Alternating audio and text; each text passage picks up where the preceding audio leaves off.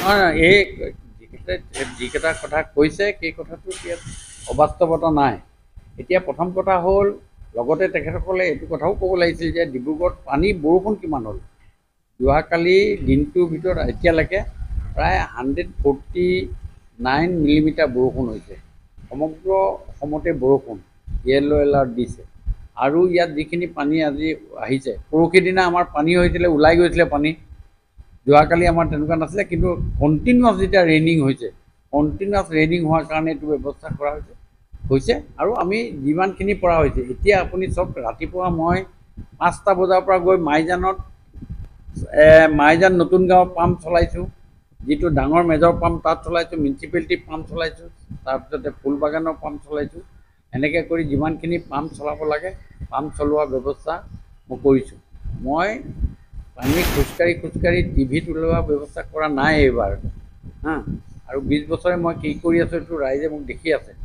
Drain চেইনখিনি প্ৰত্যেকখিনি কৰা আছে। এতিয়া এনেকুৱা এটা ছিষ্টেম হৈছে যে ইমান বেছি বৰষুণ হৈছে, ডাটাটো ল'লে হ'ল। আজিকালি গুগলত মাৰি দিলে কিমান বৰষুণ হৈছে ওলাই যায়। আজি মই কৈছোঁ বুলি ক'ব নাই, কিন্তু আমি এইটো আপ্ৰাণ চেষ্টা কৰিছোঁ। তাৰ উপৰিও আটাইতকৈ ডাঙৰ কথা চাওক, যোৱাকালি আমি কিছুমান ড্ৰেইনৰ পৰা যিমানবিলাক আমাৰ পলিথিনৰ উলিয়ালোঁ, আৱৰ্জনা পলিথিন, আপোনালোকে টিভিত দেখি আছে, এতিয়া ওলাব। এতিয়া কালি আমাৰ এই চিংচাপৰিত আমাৰ যিমানখিনি পলিথিন উলিয়ালোঁ আৰু যিমানখিনি তাত জাবৰৰ দম ওলালোঁ, 7 ট্ৰেক্টৰ ওলাইছে, 7 ট্ৰেক্টৰ। এতিয়া সেই কামখিনিতো বিধায়কজনে চাই থাকিব নোৱাৰে, সেইখিনিতো কোনোবা মানুহেই পেলাইছে, নহ'লে সেই তাত জাম কেনেকৈ লাগিলে। এই কাৰবাৰটোৰ কাৰণে যদি ৰাইজে সহযোগিতা নকৰে, অকলে মই নালাগে, হিটলাৰ হ'লেও ইয়াত নোৱাৰিব। এতিয়া যিমানবিলাক ব্লকেট আছে, এতিয়াও বহুত ব্লকেট আছে। আমি ছুপাৰ চাকাৰ আনিছোঁ 2খন ছুপাৰ চাকাৰ লগাই চাফা কৰাইছোঁ।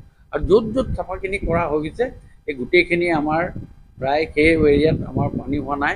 এতিয়াও মই ৰাইজক আশ্বস্ত কৰিছোঁ যে আমি আৰু 4খন ছুপাৰ চাকাৰ সৰু গলিবিলাকত ডাঙৰখন সোমাব নোৱাৰে, সৰু 407ৰ গাড়ীত মাউণ্টিং কৰা সৰু ছুপাৰ চাকাৰ আমি অনাৰ চিন্তা কৰিছোঁ। 3টা টেংক প্ৰত্যেকৰ লগত থাকিব আৰু এইটো সময়মতে আমি কৰিবলৈ কাৰণে ব্যৱস্থা আমি চিন্তা চৰ্চা কৰিছোঁ।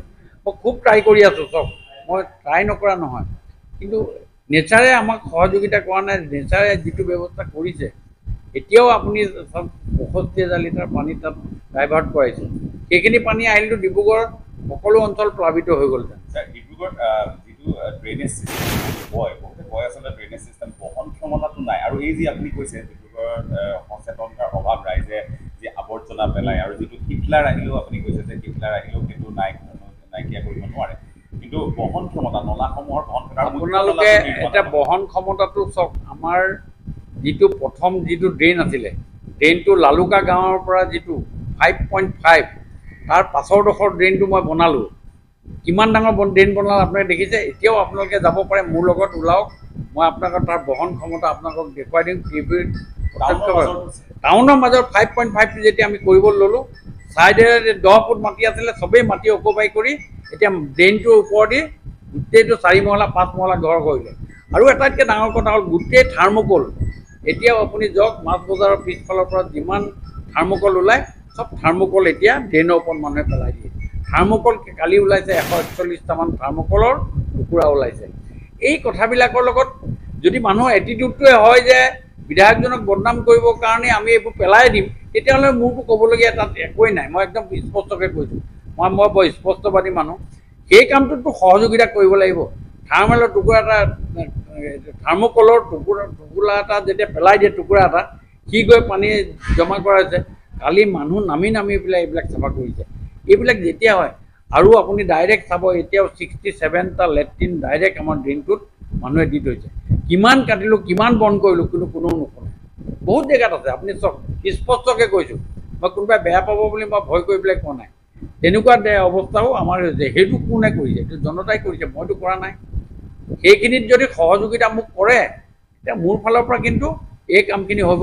আৰু মই এতিয়াও কৈছোঁ যে এইবাৰ আমি গোটেই ড্ৰেইনটো আমি মিউনিচিপেলিটি কৰ্প'ৰেশ্যনে মিউনিচিপেলিটি কৰ্প'ৰেশ্যনক হেণ্ডঅভাৰ কৰা হৈছে। আৰু আমি ছুপাৰ চাকাৰ যিখিনি অনাৰ ব্যৱস্থা কৰিছোঁ, এই পানীটোৰ পাছতে আমি যদি ছুপাৰ চাকাৰখিনি আনিব পাৰোঁ, তেতিয়াহ'লে আমি প্ৰত্যেকটো 5টা ৱাৰ্ডত এখন এখন ছুপাৰ চেকাৰ দি সব ড্ৰেইনবিলাক আমি চাফা কৰাৰ ব্যৱস্থা কৰিম। স্যাৰ এইটো উঠাই দিয়াৰ পাছত তাতে থৈ দিলোঁ, আকৌ গাড়ী চকাত লাগি গ'ল। এনেকুৱা ধৰণৰ বহুত মানে চাইণ্টিফিক ব্যৱস্থা নোহোৱাৰ কাৰণেও বহুত প্ৰব্লেম হৈছে। সেইখিনিৰ কাৰণে মই মোৰ নিজৰ গাতে মই ভুল বুলি কৈছোঁ যে আমি ট্ৰাই কৰি আছোঁ আৰু ভাল হ'বলৈ কাৰণে চেষ্টা কৰিছোঁ। স্যাৰ এটা একেবাৰে পাৰ্মানেণ্ট সলিউশ্যন থকা স্যাৰ এটা ফৰ্মুলা কিবা আপোনাৰ মনত আছে নেকি?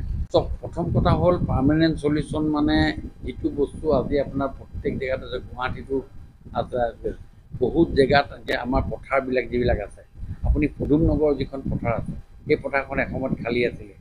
এতিয়া তাত মানুহে এইবোৰ ম্যাদী পতা মাটি, কাকোতো মানা কৰিব নোৱাৰি। প্ৰত্যেকে নিজৰ জেগাত পতাত যেতিয়া মানুহে ঘৰ বনাই ওখ কৰি দিছে, তাত থকা পানীখিনি উঠি আহি ৰাস্তাৰ ওপৰলৈ আহি গৈছে, ড্ৰেইনবিলাক অভাৰলোড হৈছে, ঘনবসতিপূৰ্ণ এলেকাবিলাক হৈছে।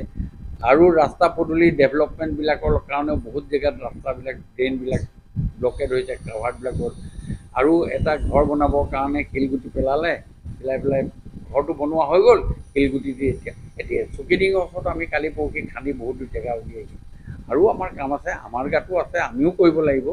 আমাৰো অলপ কাম কৰাত অলপ ৰৈ গৈছে বা কিবা হৈছে কথাটো, কিন্তু এইখিনি আমি ভাবিছোঁ যে দূৰ কৰিব পাৰিম।